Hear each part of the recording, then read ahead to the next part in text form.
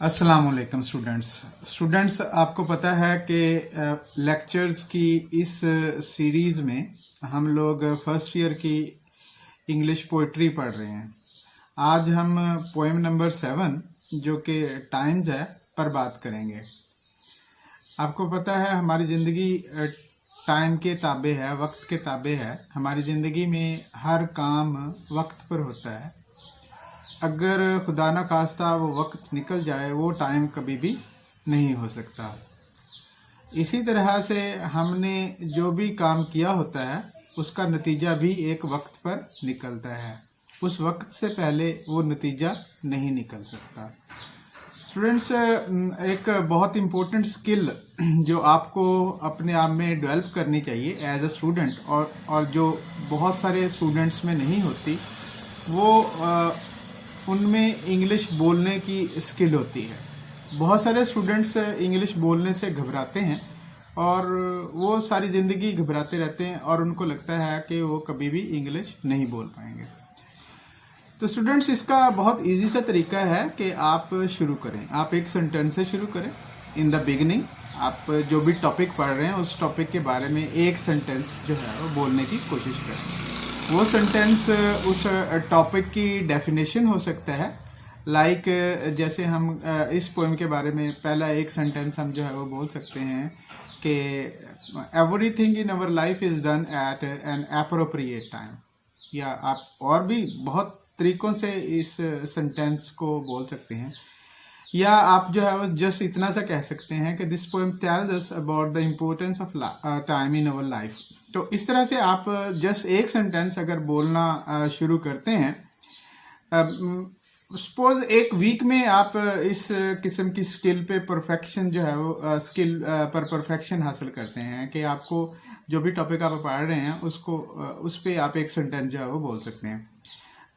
तो उसके बाद अपने आप को जो 2 सेंटेंसेस पे ले जाएं। 2 सेंटेंसेस सपोज उसके लिए आपको 2 वीक्स लगते हैं परफेक्शन हासिल करने के लिए। फिर आपने आपको जो है वो 3 सेंटेंसेस पे ले जाए, 3 वीक लगते हैं। और फिर जो है वो 4th वीक में आप अपने आप को 5 सेंटेंसेस तक जो है वो ले जाएं, क्योंकि जैसे जैसे आप आगे चलते चले जाएंगे आपको काम अपना आसान लगता चला जाएगा। और फाइनली आपको ऐसे लगेगा कि आप इंग्लिश में जो मर्जी टॉपिक हो उसके बारे में बात कर सकते हैं। तो यही आपसे डिमांड है। और आप अपने एग्जाम्स में भी देख सकते हैं कि जो आंसर लिखने के लिए आपसे कहा जाता है वो जस्ट 3 to 5 सेंटेंसेस में होता है। अगर आप ये 5 सेंटेंसेस बोलने की कैपेबिलिटी सपोज 2 महीने में भी पैदा कर लेते हैं तो बहुत बड़ा लैंडमार्क है जो आपने अचीव कर लिया। लेकिन ये आपको करने से आएगा और आपको इस पे कोशिश करनी शुरू कर देनी चाहिए।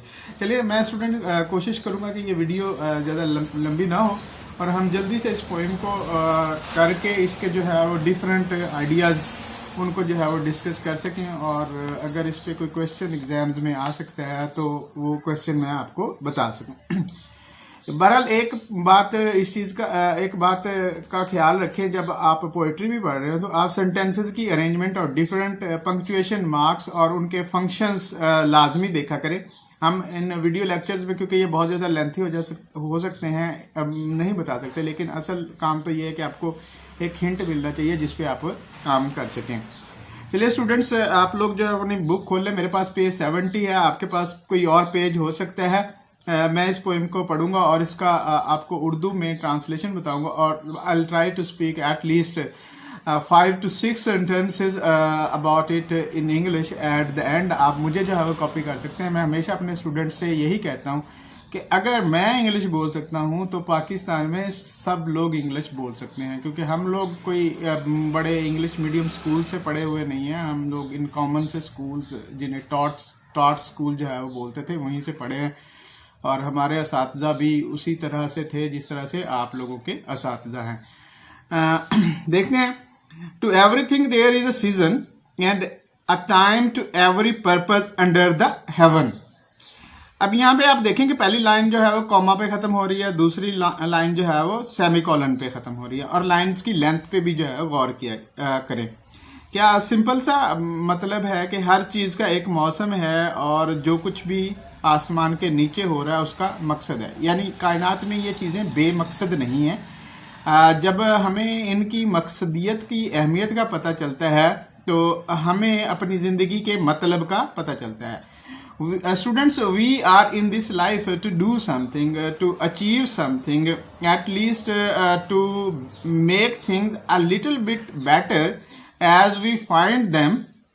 यानी हम चीज़ों को थोड़ा बेहतर करें, उससे थोड़ा ज़्यादा बेहतर जिस तरह से हमें मिलती हैं. क्योंकि बहुत ज़्यादा इम्प्रूवमेंट आप जिस शोबे में भी देख लें, बहुत ज़्यादा बेहतरी करने की ज़रूरत है. A time to be born, a time to die. Simple सी बात है कि लोग एक वक्त पर पैदा होते हैं और एक वक्त आता है कि वो मर जाते हैं. उससे पहले अगर कोई पैदाइश होती है, वक्त से पहले कोई पैदाइश होती है, उसे अब नॉर्मलिटी समझा जाता है. इसी तरह से वक्त से पहले अगर कोई डेथ होती है, एक नेचुरल लाइफ अल्लाह ताला ने इंसान को दिया, उससे पहले अगर जो कोई डेथ होती है, उससे वो काफ़ी दिल दुखा देने वाली होती है. A time to plant and a time to pluck up that which is planted. काश्त करने का एक टाइम है और जो कुछ हमने काश्त किया, ऑफ कोर्स लाइक हमने गंदम जो है वो काश्त की है, उसे हमें खास मौसम में काश्त करेंगे. लेकिन एक वक्त ऐसा आएगा कि हमें उस वक्त वो उसको काटना पड़ेगा. ना हम उसको उससे पहले काट सकते हैं और बाद में अगर ज़्यादा देर करेंगे तो वो चीज़ भी ज़ाया हो जाएगी. इसलिए हमें इस चीज़ के बारे में बहुत ज़्यादा ख्याल रखना चाहिए. A time to break down and a time to build up. क्या है कि चीज़ों को तोड़ने का भी एक वक्त होता है और चीज़ों को बनाने का भी एक वक्त होता है. अ टाइम टू वीप, रोने का एक वक्त होता है. And a time to dance, नाचने का भी एक टाइम होता है. A time to cast away stone, पत्थर फेंक देने का टाइम भी होता है. A time to gather stones together, उनको इकट्ठे करने का जो है वो टाइम होता है जब हमें उनकी ज़रूरत होती है. अ टाइम टू एम्ब्रेस, गले लगाने का एक वक्त होता है. A time to refrain from embracing, एक ऐसा वक्त होता है जब जो है गले नहीं लगाया जाता. या देखें आप बच्चे कोई अच्छा काम करे, दे डू समथिंग कमेंडेबल, तो we embrace them. On the other hand if they do something naughty, something mischievous, we should not encourage them, we should not embrace them, because if we embrace them or we encourage them at that time, we are encouraging them to do the negative things in their lives.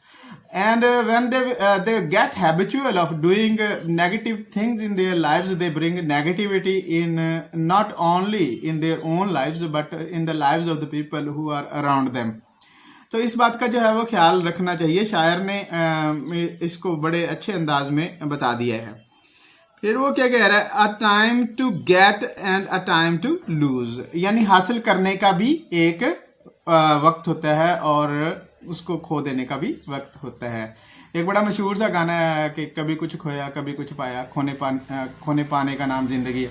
तो इस चीज़ को जो है वो हमेशा याद रखें. जब आपसे कुछ गुम हो जाए तो आपको बहुत ज़्यादा अफसरदा नहीं होना चाहिए, और जब आपको कुछ मिल जाए आपको हद से ज़्यादा खुश भी नहीं होना चाहिए, क्योंकि जो चीज़ आपको मिली है वो आपसे खो भी सकती है. इसी तरह से जो चीज़ आपसे गई है, जो आपसे गुम हुई है, जो आपने खो दी है, वो आपको दोबारा भी मिल सकती है. तो इसलिए इसमें इतना ज़्यादा रंजीदा होने की ज़रूरत नहीं है. It is a part of life. Our life goes in this way. Sometimes we have a lot of things and sometimes we are penniless. This comes in our life. We are made so. हम इसी तरह से बने हुए हैं. उसी तरह से time to keep and a time to cast away. चीज़ों को रखने का भी एक वक्त होता है और चीज़ों को दे देने का भी वक्त होता है, अपने से अलग कर देने का वक्त होता है. बहुत सारी एग्जाम्पल, सिंपल सी एग्जाम्पल होती हैं. हमने कोई प्रॉपर्टी बनाई है, हमारे पास खुशहाली थी, हमने बना ली, लेकिन जब बाद का हमारे पास बदहाली आई तो अब हमें उस प्रॉपर्टी से जुदा होना पड़ता है. हमें जुदा होना ज़्यादा मुश्किल लगता है. अब ये जुदा होना मुश्किल नहीं लगना चाहिए. एक नॉर्मल लाइफ में ऐसे ही है. समझें कि आपके पास ये नहीं थी और अब आपके पास है. अगर आपके पास आपके पास से जा रही है तो कोई इतना बड़ा इशू नहीं है. दोबारा आपके पास जो है वो कुछ इससे बेहतर आ जाएगा. वो क्या कहते हैं कि अल्लाह ताला आपसे जब कुछ जो है वो लेता है, आपको कुछ जो है देना पड़ता है. इसका मतलब ये है कि वो आपको कुछ बड़ा देने का प्लान कर रहा है. उसके बाद नेक्स्ट जो लाइन है, a time to rend a time to sew, यानी चीज़ों को उधेड़ने का भी एक टाइम होता है और चीज़ों को सीने का भी एक टाइम होता है. बड़ी सिंपल सी सादा सी बात जो है वो पोएट ने कर दी है. A time to keep silence and a time to speak, यानी खामोश रहने का भी एक वक्त है और बोलने का भी एक वक्त है। लाइक अगर आप जो है वो कहीं पे खेल रहे हैं, एंजॉय कर रहे हैं, तो वहाँ पे बोलने का टाइम है। क्लास में बैठे हैं तो खामोश रहने का टाइम है। अगर आप जो है वो इसके खिलाफ कुछ करेंगे तो वो नुकसानदेह होगा। तो स्टूडेंट्स, इस सादा सी पोएम में आपसे को जो है वो you have been given a very important message. The message is that everything is done at an appropriate time, and we should remember, and we learn this from the universe around us. We learn it from everything we have in this world, that things happen at a proper time. Students, again आपसे explanation with reference to the context पूछी जा सकती है। इसके अलावा कुछ मुश्किल इसमें से वर्ड्स हैं वो आपसे उनके सिनोनिम जो है वो पूछे जा सकते हैं, उन पे जो है वो ध्यान दीजिएगा। और इसके अलावा आपसे जो पूछा जा सकता है इस पोएम के बारे में वो क्वेश्चन कि व्हाट मैसेज, इंपॉर्टेंट क्वेश्चन तो यही बनता है कि what message does the poet give through this poem, आपसे ये पूछा जा सकता है। या कोई थोड़ा सा डिफिकल्ट क्वेश्चन भी जिसके इम्प्लाइड मीनिंग है, स्टेटेड मीनिंग नहीं है, इन्फर्ड मीनिंग है, वो भी पूछा जा सकता है, लेकिन आपको उसके लिए तैयार रहना चाहिए। स्टूडेंट्स, ये पोएम थी, हमने इसको जो है पढ़ा। इंशाल्लाह मैं इस पोइट्री को करता रहूँगा और उसके बाद जो है डिफरेंट टॉपिक्स में आप मेरे चैनल को लाजमी सब्सक्राइब करें और अपने फ्रेंड्स को भी इसके बारे में बताएं। ये आपके लिए काफ़ी वो भी साबित हो सकता है।